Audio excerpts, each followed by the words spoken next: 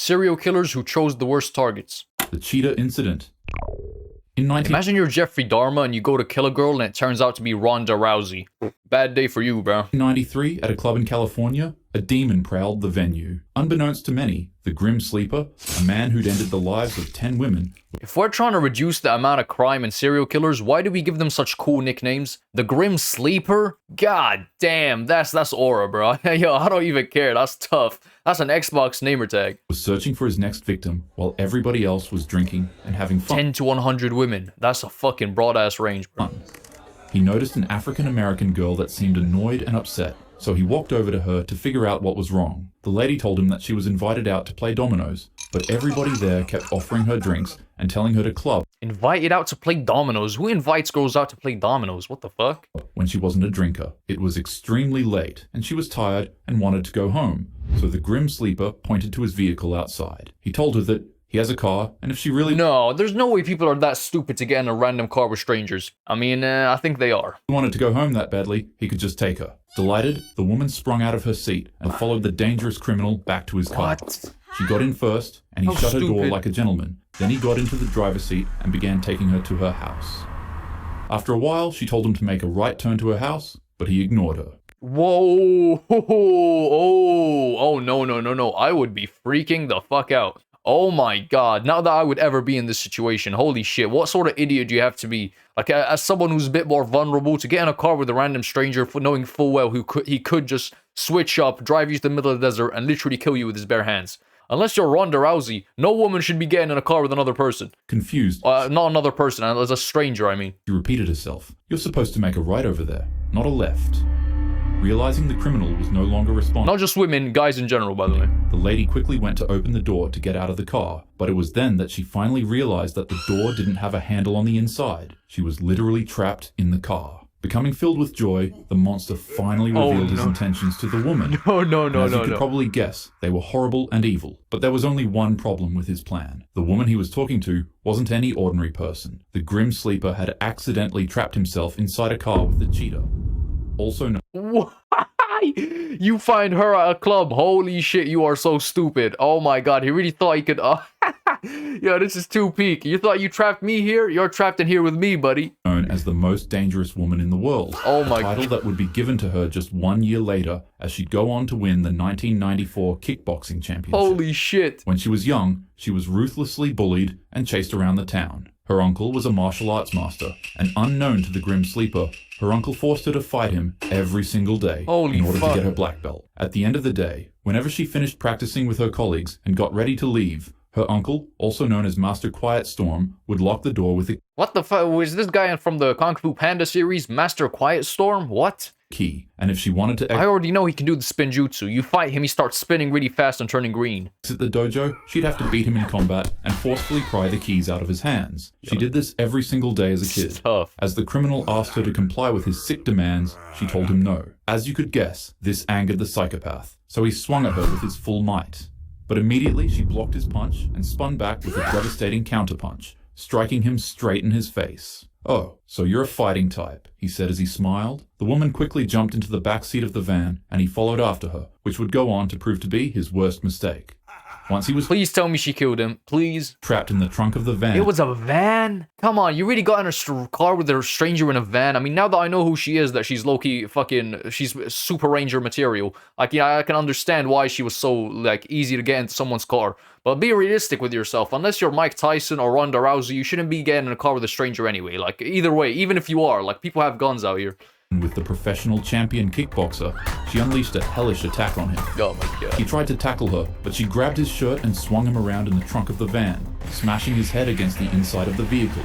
She then flipped his shirt over his head while unloading a flurry of non-stop punches to his face, causing him to fall backwards on his butt. At this point, the girl noticed that his pants were unbuckled and falling down, so while they were still in the trunk, she stomped on his chest and grabbed his and pulled them so high that she thought she ripped them off of him. The Grim Sleeper shrieked like a banshee and began crying out in pain. She fucking dislocated his nutsack? Holy shit. Do they teach that in Spinjutsu? This is some Aikido, bro. He quickly gave her the keys to unlock the van and escape. But before she left, while still pulling his royal jewels, she told him, When I say no, it means no, before delivering a nasty right hook to the crying man, nearly knocking him out. She took the keys, unlocked the trunk of the van, and quickly escaped while throwing the keys away so that he couldn't follow her. This is Aura. Oh my god, I swear to god this is Aura. Holy shit. Freddie Gibbs would go on to win her first championship after that year, officially titling her as the most dangerous. He really thought he could pull her. Like, what the fuck? You really can't make like, these are idiots, bro. No wonder he had to resort to killing people. Bro, like, how stupid do you have to be to see this girl at a club and be like, yeah, she's the one I'm gonna attack. She's the one I'm gonna kidnap. Hell no. The moment she realizes she's trapped in there, she knows she can have her way with me, bro. I'm fucked. First woman alive. And years later, the grim sleeper would later be caught and arrested in 2010 because of an eaten pizza crust he left at a crime scene. What an idiot.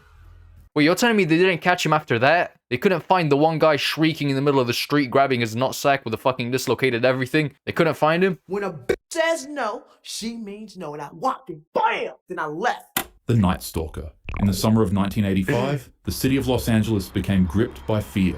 Night after night, a mysterious intruder slipped silently into homes across Southern California. He struck in darkness, often entering through unlocked doors or open windows while families slept, and he did the absolute unthinkable to his targets. If there was a man in the house he broke into, he would immediately just end them, then he would attack and assault the man's family, often carving evil imagery into women and anybody else in the house. What the fuck? Yo, this is some straight demons, bro. God damn, this was in a city in California? How would people not hear screaming and shouting? And then he would stab them until they perished.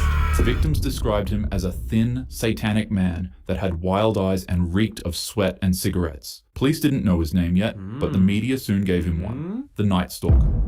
This individual had 50... If we started calling them like Big Dingus, there would be so much less serial killers. If we didn't give them cool-ass namer tags like they got fucking a kill streak, bro. Like, what? victims tied to his name, and he by all means was a top priority to officers in the nearby counties. On August 31st, 1985, he casually strolled into a nearby convenience store to pick up a beverage because he was thirsty. And right next to the drink he was grabbing, he noticed a rack of newspapers that all had a wanted poster of his face on it.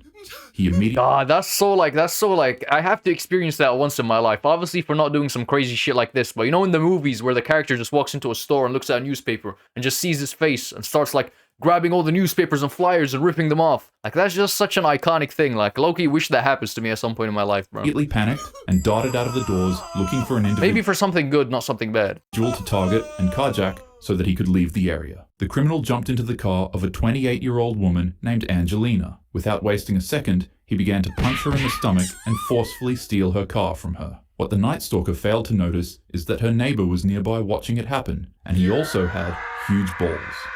As the neighbor ran over to help Angelina, the Night Stalker told him to stay back and warned him that he had a gun. The 50-year-old neighbor called his bluff and ripped the scumbag right out of the car. And it was at this point that this man had realized that he'd chosen the absolute worst neighborhood to do a carjacking in, because he instantly found himself surrounded by a huge, angry mob. Everybody in the neighborhood knew who he was. They knew all of his crimes, and worst of all, they weren't police officers, so their idea of justice wasn't jail, it was death. The crowd of people beat him viciously. Oh Angelina's my God. husband... Yo, no, the Tom and Jerry, when Jerry and Tom get in a fight, ripped a steel rod out of a metal fence and began smashing his head with it, while another neighbor attacked him with a makeshift spear made out of barbecue equipment. Oh my God. Multiple people grabbed and tugged at him from different directions, beating him senselessly with anything they could find. They beat him so bad that when police showed up, he began crying out, "I did it! It's me!" begging them to arrest him. Reports state that once he was arrested, he began speaking Spanish to himself, saying, "Thank goodness the police came and arrested me. I'm so..." Holy mog, bro. What the fuck? Why do all serial killers look mog so hard? Lucky. When he was taken to the police station, a crowd of 500 people surrounded the building chanting, "Kill him," in unison.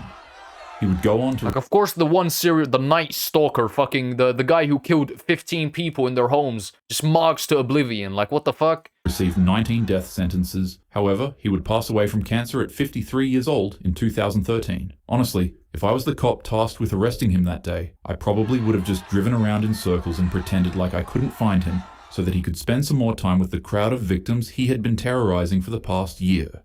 The crash-out incident. While most either don't know or just don't believe it, this man is a serial killer. Team fight! Allegedly, He grew up in the Parkway Gardens. Oh yeah, he definitely did it, bro. You have people talking about how he was a demon. I can't lie, if you defend King Von, you're kind of crazy. Does he make good music? Yeah, some of his songs are good. But sitting here and saying, yeah, King Von was a good guy, man. I hope he ends up in heaven. Hell no, he ain't. He's with Satan, bro. He's Satan's best buddy. An area that would later on become named O Block, which is named after his close friend and mentor, OD, when he was murdered. A little later... Why am I getting rap lore, bro? This is like one of them videos that be going over like hella niche-ass situations and like what get this gang to that gang, bro. Pontoon, another one of his friends, would pass away in the same way. And, I should probably mention that his father was also murdered when he was but he still had a brother-like figure that he kept around as a close friend. White, except not really. Is this when he killed the Kai, the girl that was, I think I know what he's talking about. Really? Because in 2012, White would pass away on Von's 18th birthday, right in front of him at a gas station. Crazy. It's important to note that it was this specific traumatic incident that caused him to become a serial killer, as after this moment, he would later on be connected to over 10 or 11 murders throughout his life, whilst also taking deep, nearly sociopathic pleasure in the lives he ended and putting it into his songs. Allegedly, of course. Nonetheless, he really did what— Don't sue you, bro. He was a straight demon, gang. Yes, of course. I think... Oh, God. Am I actually gonna get sued as well? Allegedly, King Von didn't do any of it. He's gonna end up in heaven with fucking... straight next to... like, bro, he didn't do anything. But he rapped about in his music, which is what caused him to develop contempt for another popular up-and-coming artist in his industry, Young Boy. Von took a lot of pride Quandale Odingo. I never knew it was Young Boy until recently, bro. This is Quandale Odingo was Young Boy. in the crimes he committed, especially since it was what eventually made him become popular and successful. Young Boy, in a lot of ways, is similar to Von, but Von didn't believe that he actually did any of the things he rapped about. So for him to see another artist getting more virality than him, when he believed he was a fraud, quietly upset him. And so, completely unprovoked, he'd go on to publicly say that Young Boy lies in his music online. You got cap in your raps. You got cap in your raps. This would start a pretty petty back and forth between the two young men. Von would begin flirting with the mother of Young Boy's kids. Bro, which one, bro? Young Boy got like 50 baby mamas, 500 kids. Boy would flirt with Von's ex, then they sent disses at each other, and blah blah blah. You get the gist. Despite the clear animosity between the two individuals, Von would go on to say that there was no bad blood between him and Young Boy at all, which would later on— very mature of a serial killer, allegedly. —prove to be obviously untrue. On November 5th, 2020, he would get up, hop into his bulletproof Hellcat, and head out to a club to perform his show, along with 8 other cars that were guarding and following him. At the club, despite everything seeming normal and fun at first, people close to Davon noticed that he seemed off. The man frequently mentioned paranoia and feeling like the spirits of the lives he ended were always watching him. Many people said he could probably on like copious amount of drugs. Switch from being calm, collected, and silly to seeming very off or sociopathic.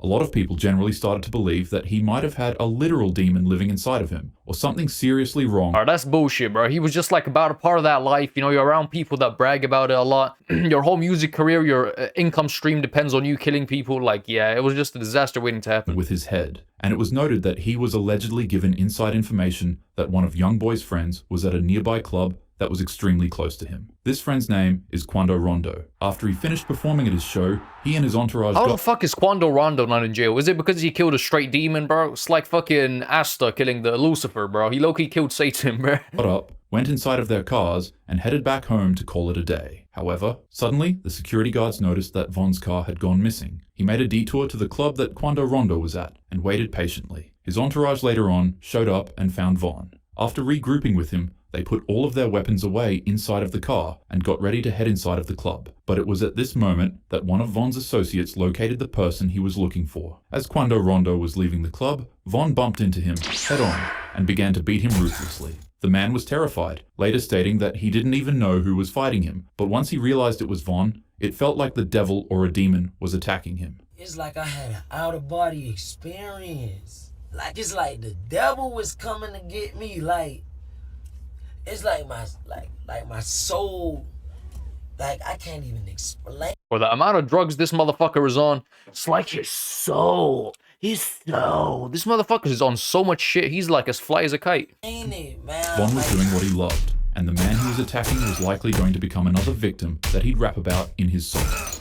But there was just one slight mistake he made. He assumed that his target was alone, and was so laser focused on attacking his target that he failed to realize that just 2 feet away, a random white car was full of Quando's crew, all of whom were armed. And when they saw their friend being attacked by Von, they didn't hesitate to shoot him 4 times. Even after getting injured, Von continued wrestling and attacking Quando until the two were eventually broken up by their crews. Undercover police officers ran to the scene and began calling backup. The man had 4 holes in his body, and blood was leaking everywhere inside of the car, panicking his team and friends. Nonetheless, he was still alive and conscious. Really? So even in the car while he had 4 bullets in him, he was still alive? Bro, I thought at this point he was dead. I thought he died on the spot. Have y'all seen the autopsy? Bro, it's crazy. Yeah, the pictures leaked. The person doing the autopsy, or like his dead body, like it leaked, bro. Shit is actually upsetting. Like, that's crazy that they like tainted him even after his death. You shouldn't do that, even if he was a demon. Like, nobody should be painted in that manner.